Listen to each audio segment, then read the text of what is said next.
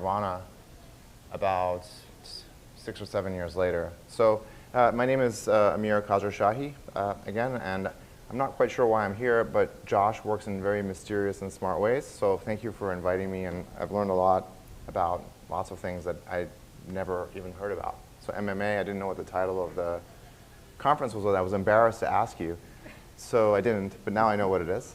So what do I do at Intel? I had a company called Nirvana that was acquired by Intel in 2016.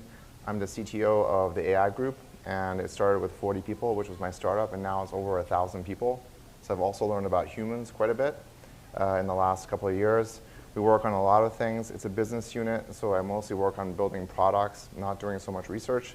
But in this talk, I'll talk a little bit more about the research stuff that we've been doing. And a lot of it is in early stages and is in collaboration with universities, and especially Berkeley and Stanford. So I'm trained as a neuroscientist. I was actually educated in the building over there, Evans Hall, that very seismically unsafe building. That's, I don't know why they haven't torn it down yet.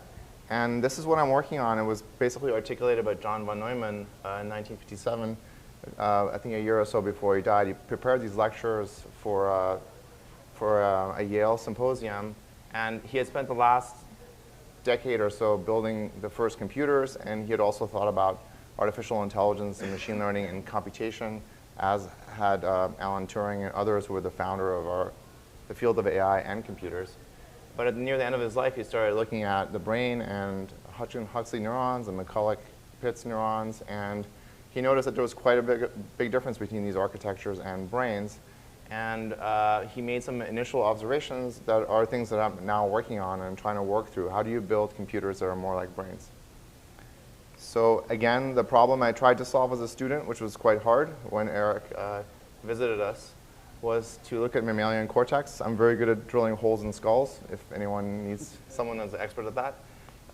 Trying to understand this piece of tissue and mapping it to machine learning models. So at Berkeley, we had great machine learning, and we were all indoctrinated in anything other than deep learning, unfortunately.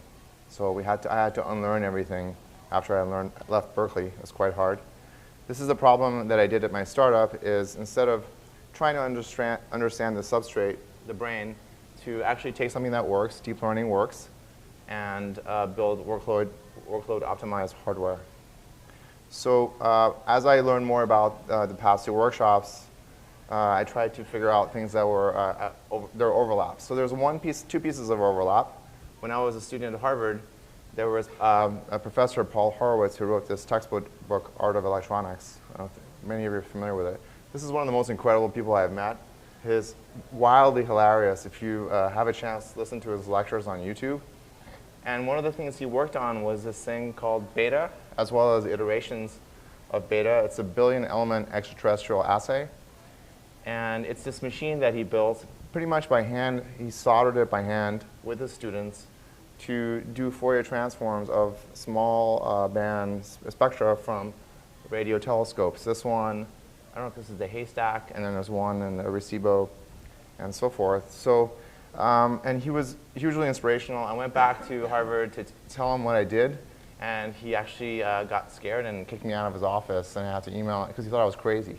So I emailed him, and I said, I did this, you inspired me. I came back and got to take this picture with him.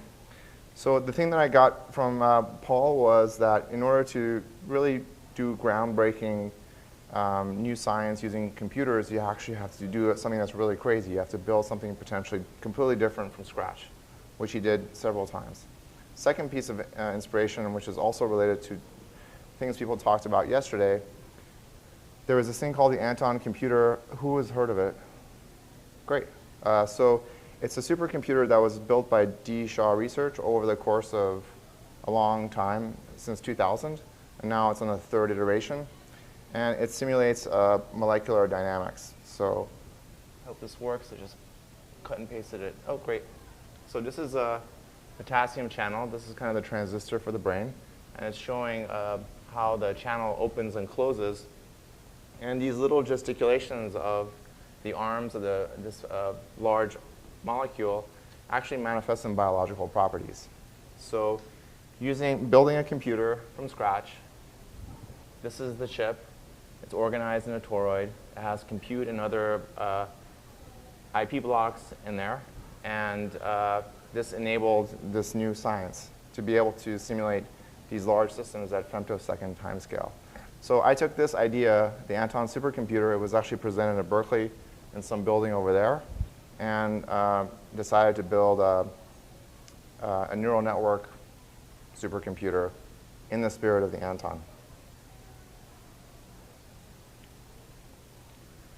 Okay, so just to get concrete, a little bit concrete, so we make products, and one of the products that we're building at Intel is a deep learning processor. And this is a custom ASIC, again, much like the Anton, and it has some blocks. So I'm a neuroscientist, and when I show this, our hardware people they're appalled at how bad it is, but I think it's pretty effective. So there is stuff on this chip. It's using a new kind of technology, a silicon interposer. This whole thing is inside a package. And there's wires connecting the memories, which are 3D stacked memories. It's called HBM memory. It has a very fast parallel bit rate through into the chip. And the core of the chip is quite simple. It's a set of processing clusters that do matrix multiplication. So you have a bunch of clusters, do very, very dense matrix multiplication, communicating with each other, as well as communicating out of the chip to similar chips like this. So you can have many chips working in concert to do a lot of dense linear algebra, which is the dominant workload for deep learning. Some of the interesting things about this chip, we're talking about custom ASICs. So Eric said, no, people are not so scared of custom hardware. Be very scared. I will never do this again in my life. It's very hard to make hardware. That's not what the Google people tell me. Yeah, well, actually, some of the Google people built the Anton, so it's hard. And it's hard to make into a product, to make lots of money. Maybe an experimental chip is easy, but it's quite difficult to sell to companies like Facebook, Google, Microsoft, and Amazon. These are people I meet with every week. So some interesting features of this chip is that the instruction set is actually tensor instructions. On a CPU, you move registers and you add and multiply. In this case, you add and multiply matrices. And some of the other features I mentioned already, that there's inter-chip links. Those are very low latency and high throughput. So essentially, you can actually build a giant toroid and have it act like a single chip. But it's very hard to program, so that's the downside. And one of the things that I wanted this last item, which is hotly debated in my team. I just posted this slide in our Slack channel, and they're like, no, you can't say that. It's like, I think that this is a really good, simple substrate for future, it's a simple architecture for future substrates. And I'll talk about what I mean by substrates. So here, just another more practical slide. This is how this processor looks like. It's a processor on a card, much like a graphics card. And those things at the end, those are QSFP cables that let you connect the processors in various geometric configurations. So the blue lines are communications within our processor, and then the other stuff is the host CPU, disk, and Ethernet, and so forth. And one of the things I guess it allows, I mentioned on the slide, is that you can have really gigantic models. Some more details on the how do you program this chip. So I flipped the chip on the side for some reason. But I don't know if you're familiar with MPI, but the program is basically, the instruction set is MPI. You send matrices, you receive matrices, you do collective operations like all reduce, gather, scatter, and so forth. And it's still, this has been around now for 5 years, and I still haven't seen anything quite like it. It's still a novel architecture. It's still an open question if it's going to be adopted widely. So I hope it is, and there's indications that it will. And a Berkeley plug, the chip is basically a bunch of papers from Jim Demmel's lab, who is in EECS. I think he's now the chair. And I basically took his ideas and I mapped it to silicon. It's quite unlike doing an MCMC sampler.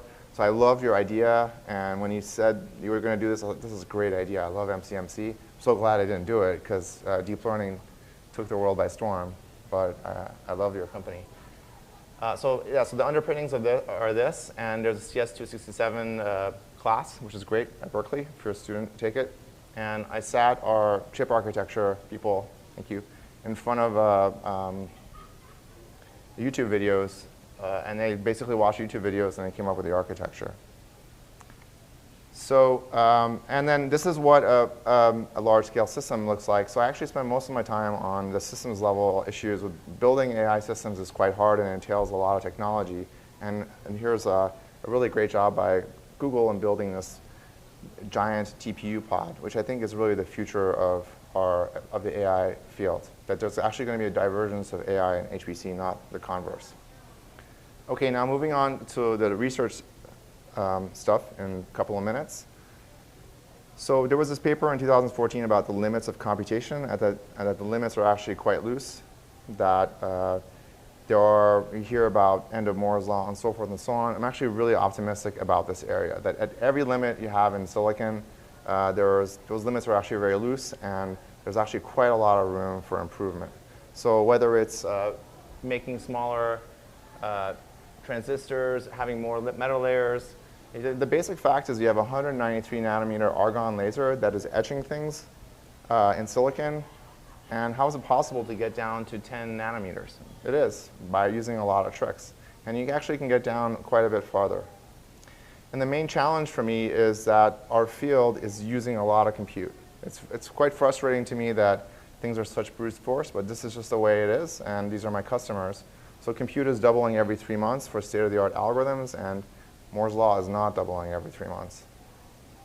On the pragmatic technology that's available today, these are some of the things and what they look like. So we have things like 3D memory, and we have very interesting interconnects, and we have chiplets and 3D stacking. So this is what the current state-of-the-art looks like in hardware. However, the future will include things like lasers embedded in the chips. This is a technology we already have at Intel. We can actually put a laser in the CMOS fabrication technology, and that allows you to build things like the following. So this was a paper by MIT in 2016 where they assembled a Mach-Zehnder interferometer array. Mach-Zehnder interferometers are all over the place in silicon photonics devices, and they organized it to do a matrix vector multiplication. So this is a first step, and now there's about 20 startups doing silicon photonics for machine learning and deep learning. And we're also doing this as a research project. Another area that's interesting is growing 3D chips. So this is a collaboration with Stanford and Subhasis Mitra, where you essentially grow layers of logic, compute, memory on top of each other. And you have these special transistors that have high mobility called carbon nanotube FETs. And these many vias that go between the layers, it's very tricky to get them right and then to write the software. But this is one area that I think is very promising, going 3D. I've only spoken for 12 minutes. How long do I have? You have 1 minute and 30 seconds. This is a 15-minute talk? 16. Okay. I've talked for 12. Okay, gotcha. 1 minute. All right, another area that's really interesting is mapping into and out of novel substrates. So there's all sorts of cool things around RRAM and so forth, but how do you use them? You can't fabricate them in a reliable manner. You can actually use neural networks to map into and out of these substrates. So this is a collaboration we have with a lab in Evansville. And what I'm most excited by at Intel is that we're building new kinds of transistors. So CMOS has been wildly successful. There's other things other than CMOS out there. We just don't talk about them very actively, or people just don't care, even at Intel, surprisingly. So here's one transistor that we made out of a multiferroic material. And it's interesting because it's like a little neuron. It has 3 inputs and 1 output. And the funny stuff in the middle is actually a room temperature quantum material that has an order parameter that you can switch. And in this case, it's a ferroelectric anti-ferromagnet it's an order parameter that's not electricity. And you can output something using a spin orbital current. So this thing operates at 1/5 the voltage of a normal transistor, 0.1 volts. It's non-volatile. And you can build logic, interconnect, and memory out of it. OK, I'll just go to the end. So OK, so I'm here basically to meet all of you and understand your workloads. So just in summary, all of your workloads will require new hardware and substrates. I would love to work with you on MCMC samplers. And the scientific grand challenges, I'm a scientist. They're a really good leading indicator of all the horrible compute and system requirements that you will need, like CERN, the high luminosity, all the quantum lattice, quantum problems, and the sampling, and so forth and so on. We'll need new hardware, new architectures, and we should work very closely on these things. Thank you.